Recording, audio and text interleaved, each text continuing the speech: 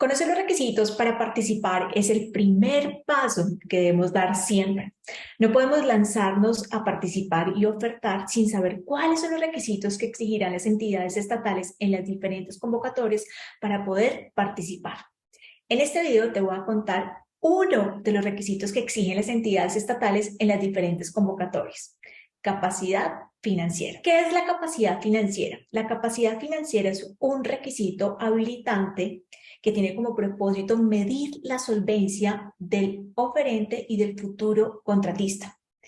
Este requisito, que es exigido y definido por las entidades estatales, tiene como propósito darle un parte de tranquilidad a las entidades estatales respecto al oferente y el futuro contratista. ¿Respecto a qué? Respecto a que ese oferente no generará ningún inconveniente en relación a su parte financiera al momento de ejecutar el contrato. Prácticamente busca garantizarle a la entidad estatal que ese oferente no hará mal uso de los recursos públicos entregados, entre otros, por ejemplo, el anticipo. ¿Cuáles son los indicadores financieros que se exigen en las diferentes convocatorias públicas? Pues bien, las entidades estatales, en especial aquellas que están regidas por el Estatuto General de Contratación, podrán exigir, de acuerdo a la normativa legal, estos indicadores financieros para acreditar justamente la capacidad financiera. Índice de liquidez, endeudamiento y razón de cobertura de interés.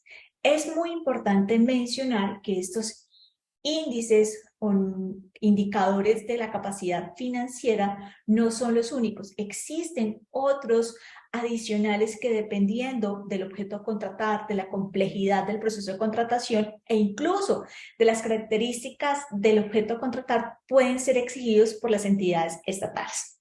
Pasemos a ver cuáles son esos indicadores de capacidad financiera. En pantalla ustedes están viendo los indicadores de capacidad financiera que suelen exigir las entidades estatales en los diferentes procesos de contratación.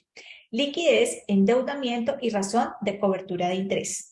¿Qué es la liquidez? La liquidez es la capacidad que tiene el proponente para cumplir con sus obligaciones en el corto plazo. ¿Cómo se calcula? Activo corriente sobre pasivo corriente. A mayor liquidez tenga el proponente, mayor seguridad tendrá la entidad estatal respecto a que ese proponente y futuro contratista del Estado no va a incumplir sus obligaciones contractuales. El segundo indicador financiero es el endeudamiento. El endeudamiento es el nivel máximo al que se puede endeudar una persona o una empresa.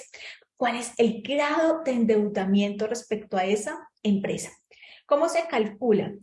Se calcula dividiendo el pasivo total sobre el activo total. Y finalmente tenemos la razón de cobertura. La razón de cobertura es la capacidad que tiene el proponente, o por lo menos busca la entidad estatal conocer cuál es la capacidad que tiene el proponente para cumplir con sus obligaciones financieras. Se obtiene dividiendo la utilidad operacional sobre los gastos de interés.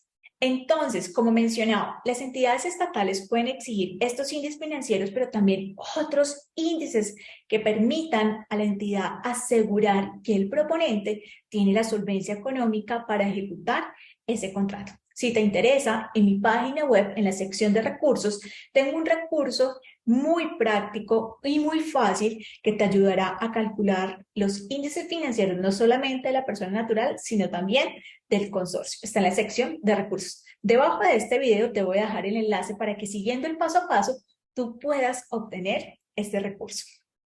Ahora bien, ¿cuáles son los índices de capacidad financiera adicionales que pueden exigir las entidades estatales a los tres que acabamos de ver? Uno, puede exigir capital de trabajo, concentración del endeudamiento en el corto plazo o en el largo plazo. También pueden exigir prueba ácida. ¿De qué dependerá? Dependerá justamente del objeto a contratar o de la naturaleza o la complejidad del proceso de contratación. Es muy importante mencionar que es la entidad estatal la encargada de fijar los parámetros y los techos máximos o mínimos que se deberán cumplir respecto a la capacidad financiera. Ahora bien, ¿cómo se calcula los indicadores de capacidad financiera en consorcios o uniones temporales? Como sabemos, para presentarse en un proceso de contratación podrán presentarse las personas naturales de las empresas, pero también los consorcios y las uniones temporales. En los pliegos de condiciones, las entidades estatales deberán indicar cómo se debe calcular la capacidad financiera de estas estructuras plurales, es decir, del consorcio y la unión temporal. Colombia Compra Eficiente sugiere varias opciones para calcular estos índices financieros de estas estructuras plurales, a saber, los siguientes. 1. Suma de los componentes y ponderación de los componentes. ¿De qué dependerá si se va por una u otra opción? Dependerá obviamente de la entidad estatal y de las reglas que rodean ese proceso de contratación. Si te interesa, también en el recurso que te mencionaba atrás, puedes calcular la capacidad financiera de las estructuras plurales de acuerdo a las reglas sugeridas por Colombia Compra Eficiente, pero también a las que suelen aplicarse. Entonces, es en los pliegos de condiciones, en la invitación, en el que queda el procedimiento de cómo se debe calcular la capacidad financiera de los consorcios y de las uniones temporales.